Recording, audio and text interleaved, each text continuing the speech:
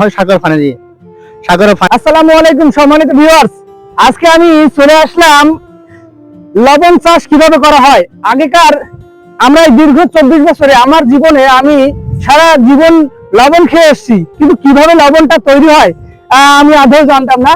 তবে আজকে আমি এই লবণ চাষ কিভাবে করে সেইখানে আমি সরাসরি চলে আসলাম। বন্ধুরা আপনাদের দেখে অবশ্যই ভালো লাগবে কিভাবে লবণ চাষ করে, সেটা আমি সরাসরি আপনাদের শোনাবো, দেখাবো। বন্ধুরা, আগেকার দিনে আমরা শুনছি লবণ পানি জাল দিয়ে তারপর লবণ তৈরি করতো, সমুদ্রের পানি ব্যবহার করে লবণ তৈরি করতো। আজকে আমি পুরো সরাসরি আমি লবণ খেতে চলে আসলাম আপনাদের এই তথ্যটা দেওয়ার জন্য কিভাবে লবণ চাষ করে। তো আমি এক জ্ঞানী কৃষকের সাথে কথা বলবো, সে কিভাবে লবণ চাষ করে। আসুন বন্ধুরা।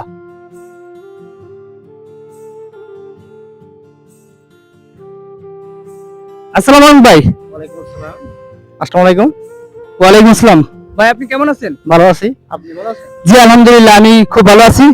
ভাই আমি এসছি আজকে এখানে কিভাবে আপনারা লবণ চাষ করে কিভাবে লবণ উৎপাদন করে সেই সম্পর্কে যদি একটু আমাদের বলতেন। হ্যাঁ, আমাদের লবণ উৎপাদন হয় সাগর পানি দিয়ে। সাগরের পানি দিয়ে পানিটা এখান থেকে 6 নম্বর খোঁড়া করছি, 6টা ফাট করে খোঁড়া করছি, উপর থেকে ফেলাই মেশিন দিয়ে, এখান থেকে এখানে আসে, এখান থেকে এখানে আসে, এরকম করে 7 দিন পরে লবণটা তৈরি হয়। জি জি, ধন্যবাদ। তো বন্ধুরা, আপনারা তো জানলেনই কিভাবে লবণটা তৈরি হয়।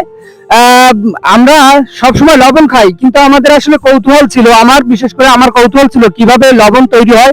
আমি সরাসরি আপনাদেরকে দেখাবো সেই জায়গাটা, আমি আপনাদের দেখাবো কিভাবে লবণ তৈরি হয়। তো বন্ধুরা, এই লবণটি লবণ কোম্পানিতে গিয়ে, ফ্যাক্টরিতে গিয়ে এটা রিফাইন্ডিং করার পরে আমরা মূল যে লবণটি পাই সেটা আমরা দোকান থেকে কিনে খাই।